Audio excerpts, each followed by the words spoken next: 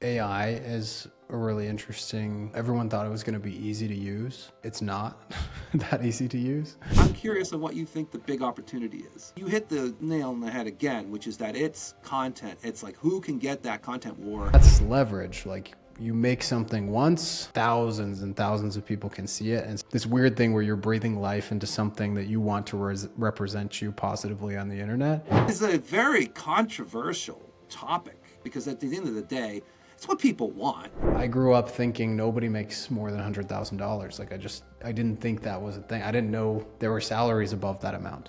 The answer to the question a lot of the times is, I don't know why that's happening. Let's chase it down. And that's the skill that you really need to learn, is resiliency. It's Keaton. Hey, Matt. You know, my VP of Ops and I have been talking about, we've got to get Keaton because he's the dude. Like, he's the man. If you look at like all the stuff that's going on in our little space, you know, our little go high level / SMM, SMA, SM whatever. Whatever they're calling it nowadays. Yeah, we changed it to something else. We've put another M in there, which is media and marketing agency. So we're an SMMMA. So social media and marketing agency. Nice. Yes, AAA. But anyway, so we were saying, like, Keaton's got the ideas that have been really, for me and for you, I think, you know, you've been really starting to get, I think, an audience. Like I've seen it grow. So, I mean, I think that question is like, what do you think right now about your audience? I mean, do you think like, I mean, what's on your mind with these guys? I mean, really, what does it come down to when you're starting to do stuff? I'm just curious. Yeah. First of all, thank you. Very flattered and honored to be on.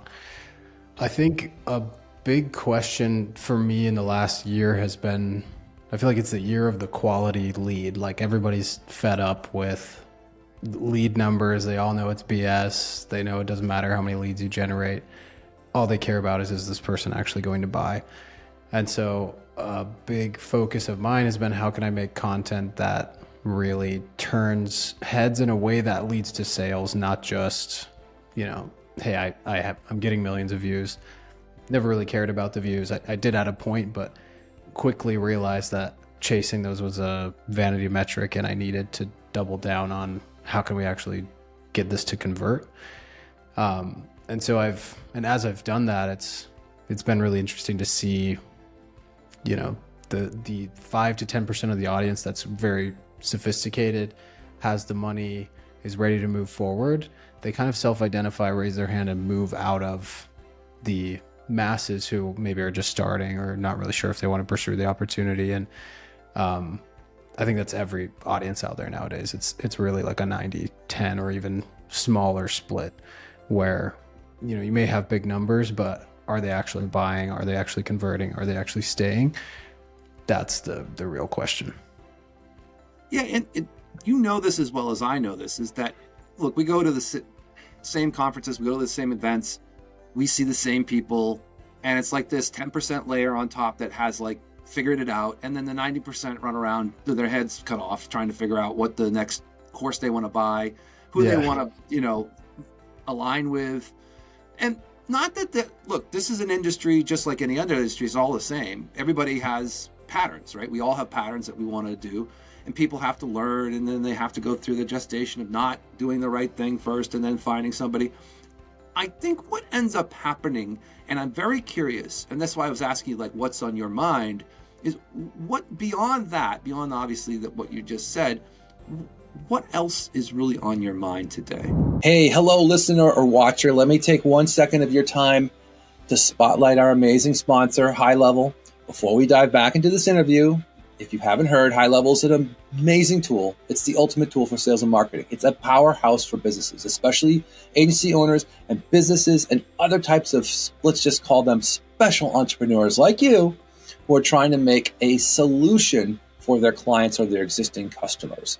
It's packed with everything you could possibly need to capture, nurture, and close leads for your clients. And here's the kicker. It doesn't cost any super duper amount of money. You can bring unlimited amounts of clients. One small, couple $100 low flat rate, and you have a whole suite of tools to sell to customers. CRM, funnel builder, website, email creators, course creations, marketing automation, centralized hub for all of your communications between SMS, email, Instagram, and Facebook and GMB, everything in all one place. That's not all. You get the social media posting, you get the reputation management, analytics tracking, and more. If it couldn't get better, it's all white label. So you can take your brand and build your own software company for a couple $100 a month. This is how I built a massive company myself. I started with HighLevel. 5 years of running a business with this put me into the multi-million-dollar category, along with getting on the Inc. 5000 list. So here's the deal. I'll give you a free hour of coaching. This is a limited opportunity. If you want to sign up for a 30-day trial of using HighLevel for your business, for your agency, for whatever you want to use it for, a 30-day trial, and I will give you an hour of coaching, again, for a limited time. So all the things that we also bring with this, with training and courseware and all the things that we'll give to you automatically, along with an hour of my time, it can't get any better. Go to coffee.com/signup30 and you can get your free trial of HighLevel. The link is below, and I hope to see you on the other side. Now it's back to your interview. I think AI is a really interesting kind of conundrum right now. Everyone thought it was going to be easy to use, and it's not that easy to use. And so how are you going to implement that? I've been thinking a lot about that. In the process of partnering with a company who's kind of taken, I think, done a model that I think is probably going to be the future, at least for the next couple of years, before there's like a mass, like really easy button AI thing. Some done for you AI stuff, I think is really exciting, and there's a huge appetite for it because people have tried, they just get busy, they go back to their business, and it's not doing what it's supposed to. They look bad to their clients. They feel dumb for not being able to figure it out. And it's like, no, it's actually kind of complicated. So the partnership I'm working on is a done for you. It's like AI as a service. And it's a former client of mine that spent like 18 months heads down, like, let's build something that actually works out of the box for people. And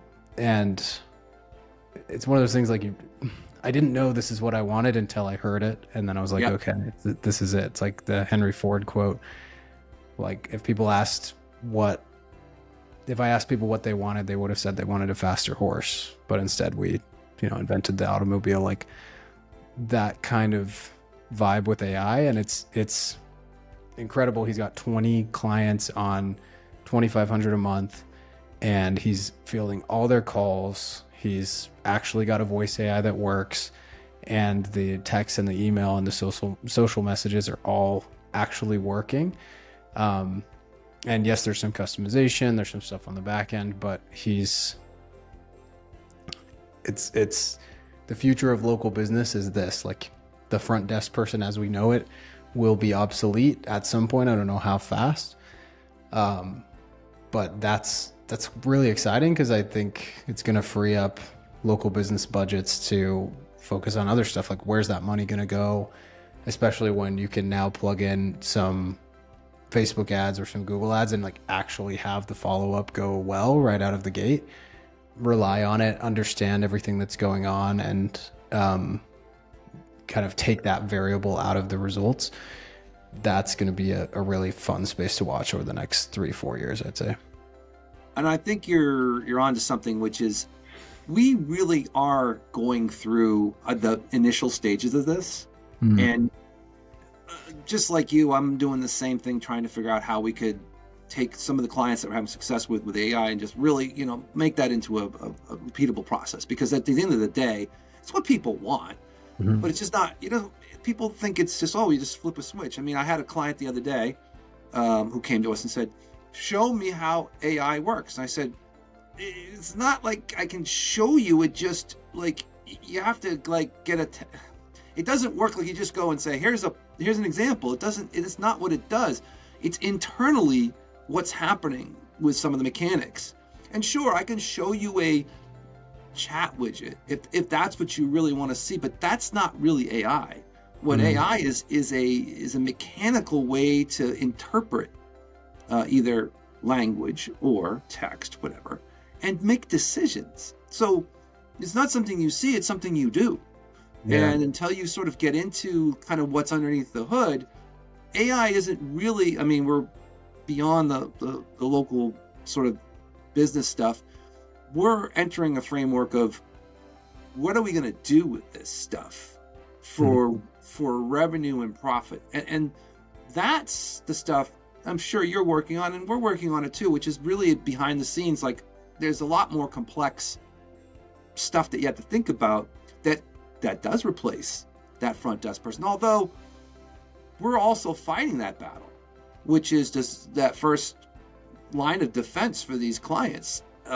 It's like an alcoholic. It's like they just can't think about it without having that. Like, well, what do you mean we could, like, just watch. Like, you'll see what I mean, because Sally, who's doing her nails and trying to get her best TikTok video out right now, who's going to get back to the customer in about an hour, maybe, if she remembers, like, that person, and sorry, Sally, if you're doing your nails right now, is trying to understand that business owner, that manager, the reversal of what we've kind of come to be very carefully adapting towards, which is to baby these people as much as we can so that they actually do their job. And you know this because we came from very serious, similar backgrounds, like almost parallel. Like, you know, we literally kowtow down to whatever the term is called to these people, and I'm not going to get into the topics, but you know what that means. And so,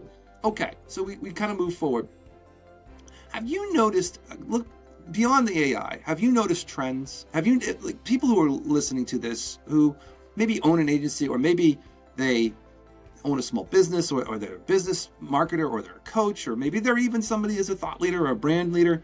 Have you seen some trending come across that you're seeing? Again, I'm trying to sort of stay clear of we've kind of covered AI. I think that's an obvious trend, but is there anything else you're seeing? I think removing sales calls is one that's very hot right now. And again, it's one of those things that you just didn't know you wanted until you heard it. And you're like, oh, that would be so nice if I never had to talk to a single person on the phone again and try to arm wrestle them into my offer. And like, for example, somebody messaged me today and he's like, look, I'm working a full-time job. I'm at, like, I think he's at $13K a month. He's doing well, but like trying to decide whether he can make that jump. And he's like, I don't have time to book the calls on my calendar, and I can only take the calls from 3 to 6 p.m. or whatever. And even then I have my kids. And I'm like, I just told him it has to be content or it has to be ads. Like, and ideally it's content or ads leading to some sort of paid content that people consume, and then they sell themselves, so you don't have to take these calls. So if you remove that altogether, all of a sudden the constraint is how much can you spend profitably, or how many videos can you make, etc. And I'm, testing out a SaaS offer right now, and my whole thing is I'm never getting on a call with anybody. They want to call, they can watch a 5-minute demo that I made of the software. And I just launched a video yesterday on this topic, and one of the hottest videos it's hockey sticking in terms of performance compared to other things I've talked about. It's because people they're sick of having the same conversations, and they're sick of how that eats into margin. Like, you got to hire the closer, you got to manage their emotions. And even if you've got a good AI setter on the back end, there's just a lot to manage there. And unless you're selling something for $20,000, $30,000 up front, the economics very quickly start to not make sense. Unless you've got something that's just selling like hotcakes and you've got a 90% show rate and an 80% close rate or something like that, which nobody does. Hey, hold up for a second. I'm glad you're enjoying the show. I want to talk to you about one quick thing. I'm creating a $100,000 a month business, a lean business, attracting my dream clients and generating steady income, leads, and converting them with ease. Now, I've done this for the last 14 years. I've literally built multi-million-dollar business I've got on the Inc. 5000 list, and I'm going to share all the details with you, all the juicy details, so you can scale your passion, your business, and spend more time with the people that you love, and the more time you can spend with the things you like to do, just like I like to do. So click below. You can join my group by going to the link that's listed below, or just go to coffee.com/follow and follow my journey and learn about what we're doing. There's a lot of exciting things in our community. Please come and join us. Back to the show. So my question and what I'm trying to help everybody in my world with right now is, how do we just get rid of this altogether so you don't have to worry about the show up rate? You don't have to worry about the close rate, because it's just like you're getting sales notifications in your sleep. To me, that's the only sustainable way to run the business, because I'll go crazy pulling my hair out if I have to do calls. Yes, the SDR BDR dance. We've all been there. And the partners tend to dance for a while until they get too tipsy.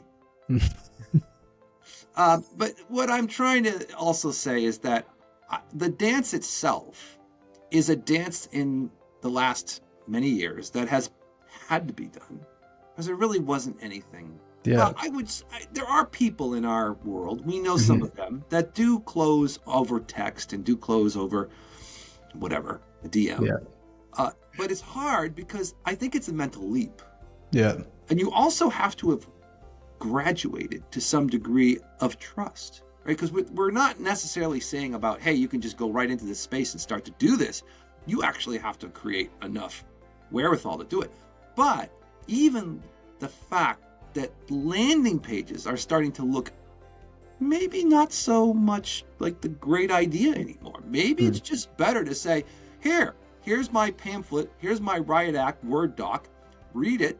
If you like it, just buy something. And as you know, I mean, the slide in is the potential smaller purchase of the bigger pie. And then you say, look, you're not going to have to pay for the entire ocean here. Pay for a little bit. Let's get started. And that's it. But you don't have to have a sales call to do that. You just have to actually get the engagement through a process that's kind of like a trust-based process. And I think you have to get to a certain level. So I think you're talking to a unique audience, again, that 10%, that would make sense for. I think a lot of people would have some challenges to try and get that accomplished, because they're, to some degree, their validation points aren't there yet. And I think that's the audience that's hockey sticking that video that you just put out, which is that they're all saying, yeah, let's do that. And I'm like, well, there's some caveats here. Let's see some work. Yeah, you earn that model for sure. But I think it's just like the 10% are, have the money, etc. It's the same in the niche you're selling to. And for me, like the minute I get pitched a call, like you couldn't say anything less appealing to me. Like, I do not want to get on a call. Send me a 5-minute video, send me a document with your offer. I'll read it while I'm pooping. Like, that's actually how it goes. And the most sophisticated people in your niche are doing the same exact thing. Like, they don't want to hop on a call, but the people who are struggling have the time, and they do want to hop on a call. And so it's a mindset shift where, like, it's kind of like Murphy's Law, where I think that's the right law, where it's however much time you give a task is how long it will take. It's the same thing if you just say, I'm done with sales calls, and you work with that constraint, like creativity loves constraints, you'll figure something out that at least will warm them up. And then your sales call is 10 minutes instead of 45 minutes, and you actually close them at the end instead of them being like, oh, I'm not really sure. That's the thing that not enough people are thinking about, is how can I get on this call and make it I'm going to confirm a few things instead of I'm going to tell you the whole thing, then I'm going to ask you about your dog and your family friends and ask how this will affect them, and then I'm going to drop the price and I'm going to arm wrestle, objection handle you for another 20 minutes, and then I'm going to drop the price again and get you to take it today. Like, it's just not sustainable. 100%. And that kind of leads me to my next question is where is the big opportunity today? Because we are looking at so many different things that we can approach, right? You've got your consulting side of the business, which is high thousands of dollars that you can help people out on, let's just say doing super-ended AI stuff that's, all commingled with high level and a million different other particular aspects of plugins and who knows what, right? And then you've got you're on the bottom end, you've got your, hey, $99, jump in, the ocean's fine, and just get into a simple training course and plug in your high level and you're good to go. And wow, like, okay, let's scale and we're going to become SaaS masters. I have got so many different thoughts on this, and I'd love to hear your opinion on where you think the big opportunity is. Certainly, I believe that you have got your fingers in a lot of pies. Let's just put it that way. So I'd like to hear what you think, because you've got, again, I feel like you're like a year ahead of me, because like you sold your agency like whatever a year and a half ago, and I'm like, God damn it, Keaton's like screaming, I gotta catch up. Like I've only really been out of the oven for about 60 days now, or even, I'd say even less compared to the fact that I had to sort of like obviously go through that process, but you've had this for like a good year and a half, like, so you kind of like go, okay, let me try this, let me do a little finger painting here, a little finger painting here. So I'm curious of what you think the big opportunity is. I mean, the unsatisfying answer is it depends on your strengths. The more broad answer that I think applies to everybody is leverage. Like again, not enough people are thinking, how can I generate sales while I sleep? They're thinking, how can I send more outreach messages? How can I, how can I warm up all these cold emails to get them to send? And, hopefully I get some calls on the calendar and hopefully some of them show up. It's instead like there's a few forms of leverage. There's media, there's code, and there's people. And for me, I think the most slept on one, which is ironic because it, how much this industry is growing, but the media side of things is just not like people aren't taking advantage of that. I had a 2,000 subscriber YouTube channel that most of it wasn't orthodontist, and almost every single sales call we had watched 4 to 5 videos, became convinced that we were the right decision for them, booked a call, we closed them relatively quickly after that. And that's leverage. Like, you make something once and thousands and thousands of people can see it instead of your single outreach message that is probably going to go to the spam folder and get ignored. So I would just say, like, making assets online. Almost like an entire cottage industry is being formed now. It used to be Gary Vee screaming, you need to do 400 pieces of content every second. Now everybody else is screaming, well, you need to do 40 pieces of content a day, but they need to be valuable. And they need to lead to a call to action, and you need to have them come to a funnel. And I think for a lot of small businesses, and especially the things that we play in, and again, you might even say coaches at this degree, or brands, or whatever business there is, there's I will say that there is a barrier to entry. And I'll tell you what it is. People are just stupid.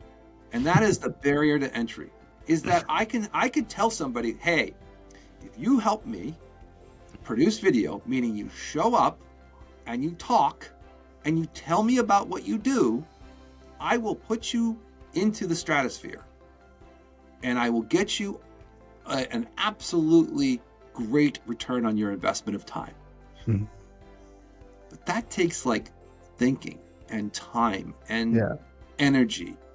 And I honestly think this is the biggest thing we're really going to have to get our heads around, which is this little cottage industry of helping people make content and forcing them to show up. I mean, I've literally had like a doctor who I went into his office, we were reporting his patients, and they're doing really, really, these patients are awesome. And they're just like, God, this guy's the best thing. I said, hey doc, can you help, talk about your, no. I'm like, no, I don't have time for this. and I understand that, because I think this is what we are up against as an industry, which is that everything's great. Like you said, the big opportunity is content, and wow, and it's been that way since 2011.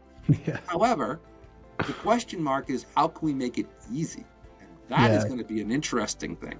And I think you hit it. You really hit the nail on the head, which is that if we can utilize what I think is going to happen, which is that we're going to start to see the evolution of AI start to help us, right, in this format. And we know it's already started. To what degree can we evangelize, because people are seeing AI all over the place, to say, hey, you're not taking advantage of what we could do? And maybe those things finally get people off their butts. I mean, I'd love to hear your thoughts about that.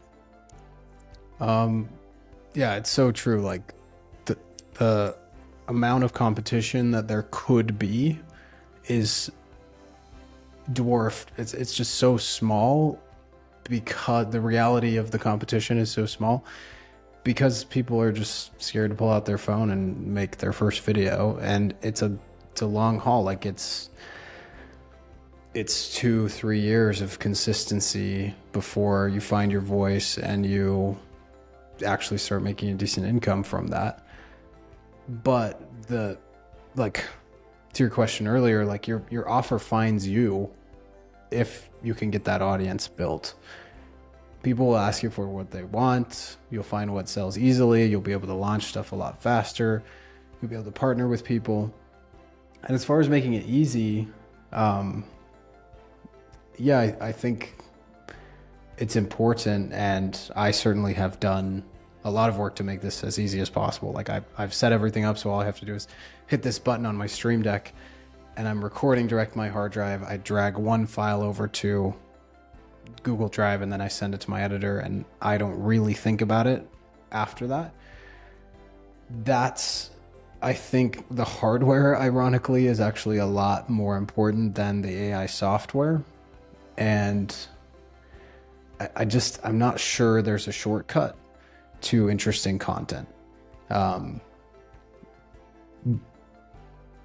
What do I mean by that? Is like the most interesting people are making very interesting content nowadays.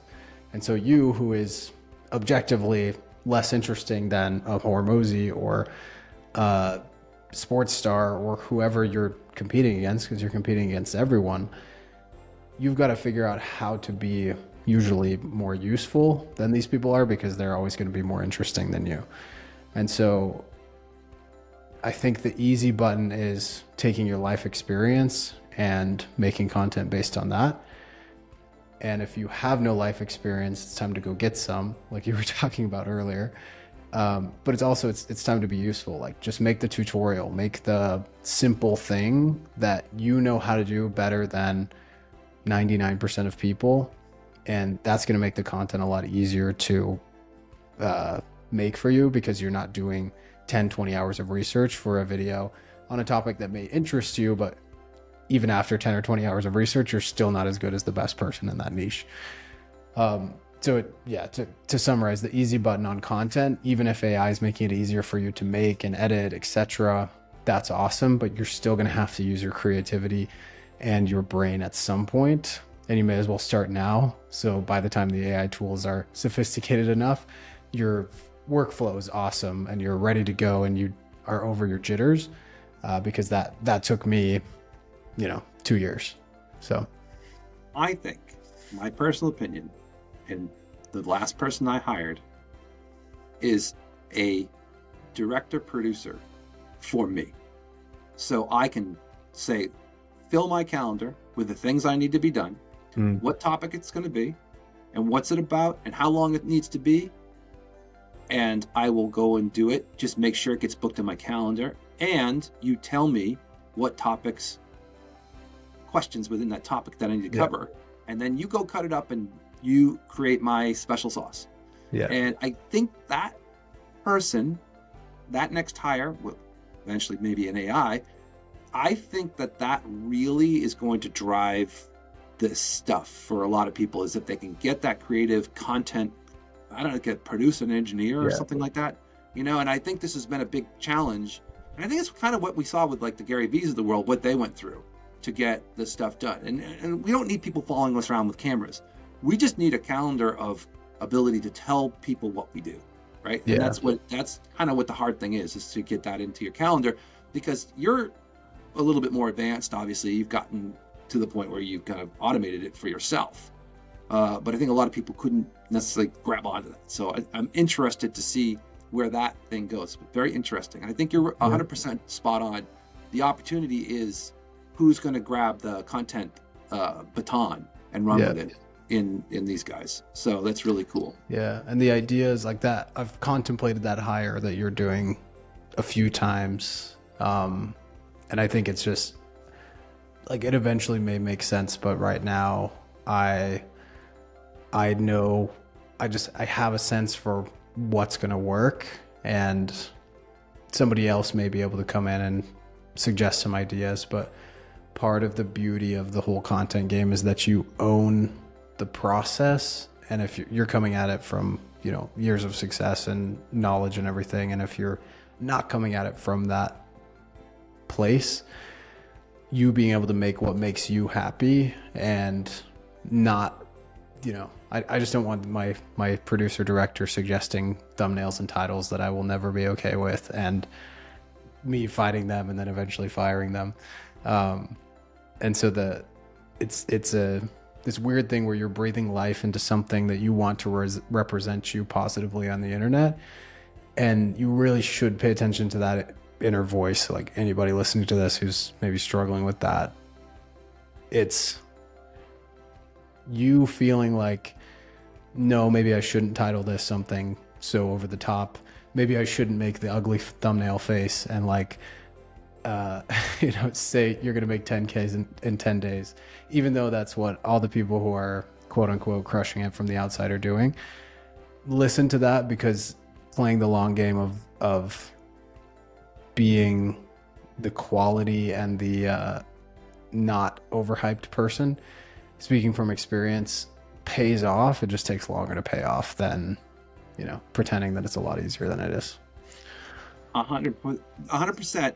And my question is always about time, right? Mm-hmm. Which is that, and I understand the quality thing, but 80% of 100 is better than 0 of 0, right? Mm-hmm. And I think that is a big stepping stone for most people, is that if they could just get it into gear and get 80%.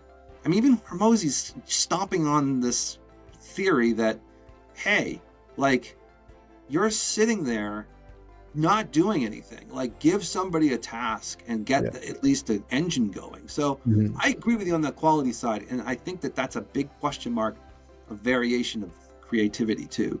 But we'll see. I mean, there's a lot of openness in this, but I think you hit the nail on the head again, which is that it's content. It's like, who can get that content war? I guess you could say, who has the most salvos and can give and can blow up the most, I would say, opportunities to really expose whatever their specialty is. Yeah. And that person tends to be out of. It's funny how you see billboards up and down the highways. We've got clients that still do billboards. And I'm like, we spend hundreds of thousands of dollars, and I'm like, if you just got the camera and just did, you would be a lot better off, because people don't look at this. They're staring at their phone while they're driving. They're not looking at the billboard. Anyways, great answer. So my wraparound question to this, which is relevant very much to this, just what we started talking about. Your PDA on, if you don't know what PDA is, public display of affection towards showing your real revenue and stuff. It's like, it is a very controversial topic. Mm-hmm. I've had some people who are like, you're grandstanding, and like people that's making people worse. But there are other people like, oh, if he can do it, I can do it. And maybe there's a road in between, which is like you're exposing yourself to like clients. I mean, this is interesting. I mean, it's a good question to have, and I've thought about it. And I used to actually do some of this, and not such a, you are like down to like pennies. I'm like, I was just general estimates. I'm like, hey, we did 250 grand last month. Hey, okay. And we, everybody's happy, and we paid everybody off, and everybody's got profit share, and it's working really. But you're like, I made 62,374 cents on this particular line of service, and we made 38 cents on this. I'm like, wow, like you're into this. So talk about content. I mean, now you're definitely the content winner on exposing like what you're exactly doing. So what's the reaction from your public display of I was gonna say another word, but it is I'll just say affection, because you're really being very kind to show all this stuff, let's just say. Well, thank you. I was against it for a long time, because I'm against, and I'm still against, this type of content, which is like the one that comes to mind is like, this person's posting on January 10th, and they're like, it's 10 days into the year and you've already paid all your expenses and you've retired your wife, and like POV, and you're just like in the park doing nothing, right? Playing with your kids and making it seem like this life is, you figured it all out, right? I hate that in short form, because people don't know the work that it took to get there. I think a lot of those people are lying, but my whole thing is, how can I inspire while also showing the reality of what it takes to get here, and that it by no means was an overnight thing. I would say the reaction has been mostly positive. I haven't had any negative consequences so far. I was a little nervous about like family and friends and things like that, and I mean, I've just had like positive experiences there so far. It's like, hey, looks like you're crushing it, like congrats, really admire what you're doing, that kind of thing. And I mean, it was kind of getting to a point money wise where like most of my friends and family, they're like, okay, we know you're doing well, we don't know how well. And at the end of the day, I just thought about what has inspired me. It's the same decision I made when I decided to make a course. I was like, I'm not going to do a course, I'm not going to be that guy, like I'm not going to sell out. And then I thought back to what made the difference for me, and it was Sam Ovens Consulting Accelerator, a $2,000 course that absolutely changed my life. And I was like, okay, same thing. And Ali Abdal, if anyone knows him sharing his numbers 4 or 5 years ago, I got to meet him in person when I was living in the UK. And it was just like, here's a normal dude that started publishing stuff on the internet, and like he has brought in egregious amounts of money from all these random sources, and it's inspiring. Like, I know what's possible now. And I think that's huge. Like I grew up thinking nobody makes more than $100,000. Like I didn't think that was a thing. I didn't know there were salaries above that amount. And then I started to get into this online space, and there's some grandstanders, there's some people I hate the way they do it, and then there's people who do it in a way that's inspiring and humble, and like, hey, let's actually talk about what can be real here if you put your head down for 5 years. So I've been very pleased with the response. Maybe I'll regret it down the line, but for now it's quite exciting, and I think I actually really enjoy the transparency, because I don't feel like I have to pretend anymore. I'm like, look, it's all laid bare. Judge me if you want. This one went down this month, and I don't know why. And I think more people should be honest about that instead of pretending they have all the answers. Like even the most sophisticated Silicon Valley guys that have sold and built multiple companies, the answer to the question a lot of the times is, I don't know why that's happening. Let's chase it down. And that's the skill that you really need to learn, is resiliency. And okay, I'm not sure why this is happening. Let's figure out why. Let's try something else. And that's what I'm hoping to inspire in people, instead of I'm making this much and I'm really profiting a fraction of that, and I'm just trying to get you to buy something. Yeah. Well, and that's again, more kudos to you, because it's it's something to really behold, and to hold yourself accountable to that, because you're kind of saying like, this is where I am, and I didn't make it, or I did make it, depending on, obviously, I think it was about the second month that you've done this. Yeah. So we'll see how this ends up over the course of this year, and how long you'll do it for. Yeah. Which is like, you're at, hey, I'm at 48 million, and I only did, like my goals were like, 107, and I'm kind of underscoring myself. Anyways, I think that would be impressive if somebody was still doing that at that point. But the hope is, that people can scroll back years and see, oh wow, like this is where it all started. This is inspiring because it's been documented. And the other thing, selfishly, is it's just easier. It's easier for me to be like, this is how it's going. This is what I did. This is what I learned this month. Instead of trying to pull something out from the ether and like make something from scratch, I'm just documenting, which is easier and ironically more interesting for people. So that's awesome. So we'll wrap it from here. And obviously we can do another podcast the other direction, at some point soon. So I'm kind of excited about that, because me too. We've got so many similarities in our, our experiences and what we've done in this space.